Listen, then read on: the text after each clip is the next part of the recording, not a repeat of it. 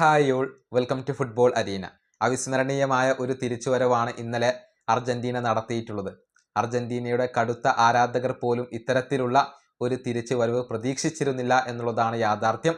എന്നാൽ ഈ മത്സരവുമായി ബന്ധപ്പെട്ട വിവാദങ്ങൾ ഇപ്പോഴും അവസാനിച്ചിട്ടില്ല. മത്സരത്തിലെ റഫറി അർജന്റീനക്കൊപ്പം നിന്നു പക്ഷപാതപരമായിക്കൊണ്ട് പെരുമാറി എന്ന തരത്തിലുള്ള ആരോപണങ്ങൾ വളരെയധികം ശക്തമാണ്.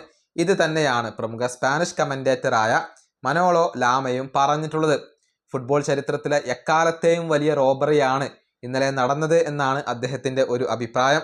അദ്ദേഹത്തിൻ്റെ വാക്കുകൾ ഇങ്ങനെയാണ്: ഇന്ന് നമ്മൾ കണ്ടത് അർജന്റീനയുടെ അസാധാരണമായ ഒരു തിരിച്ചുവരവാണ്. അതോടൊപ്പം ഫിഫ നടത്തിയ ഏറ്റവും വലിയ റോബറിയും.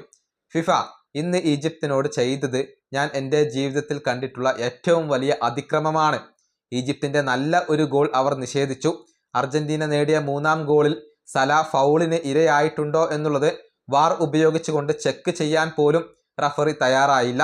എന്നെ സംബന്ധിച്ചിടത്തോളം സലാ ഫൗളിന് ഇരയായിട്ടില്ല. അതോടൊപ്പം ഈജിപ്ത് നേടിയ ആ ഗോൾ അത് ക്യാൻസൽ ചെയ്യേണ്ട ആവശ്യവും അവിടെ ഇല്ലായിരുന്നു. പക്ഷേ ഇവിടെ നമുക്ക് രണ്ട് നീതി കാണാൻ കഴിയും. അർജന്റീന വഴങ്ങിയ ഗോളിൽ വാർ റഫറി തൻ്റെ ശബ്ദം ഉയർത്തി. അതേസമയം അർജന്റീന നേടിയ ഗോളിൽ വാർ റഫറി മൗനം പാലിക്കുകയും ചെയ്തു. ഇവിടെ നിങ്ങൾക്ക് ഇരട്ട നീതി കാണാൻ കഴിയും. ഫുട്ബോൾ ചരിത്രത്തിലെ തന്നെ ഏറ്റവും വലിയ റോബറിയാണ് ഇത്. അർജന്റീന ജയം അർഹിച്ചിരുന്നില്ല, അതല്ലെങ്കിൽ മെസ്സി മികച്ച താരമാകുന്നില്ല എന്നൊന്നും ഞാൻ പറയുന്നില്ല. അതല്ല ഞാൻ പറഞ്ഞു വെക്കുന്നത്. മറിച്ച് മത്സരത്തിൽ റഫറിയും വാർ റഫറിയും നാണം കെട്ട പ്രവൃത്തിയാണ് നടത്തിയിട്ടുള്ളത്. ഇതാണ് സ്പെയിനിലെ പ്രശസ്ത കമന്റേറ്ററായ മനോളോ ലാമ പറഞ്ഞിട്ടുള്ളത്. വലിയ ഒരു അനീതി അവിടെ നടന്നു എന്നാണ് അദ്ദേഹത്തിൻ്റെ അഭിപ്രായം. ഇത്തരത്തിലുള്ള ഒരുപാട് അഭിപ്രായങ്ങൾ ഫുട്ബോൾ ലോകത്ത് നിന്ന് ഇപ്പോൾ ഉയരുന്നുണ്ട്. ഈ വിവാദങ്ങൾ അർജന്റീനയുടെ വിജയത്തിൻ്റെ നിറം ചെറുതായൊന്ന് കെടുത്തിയിട്ടുണ്ട്.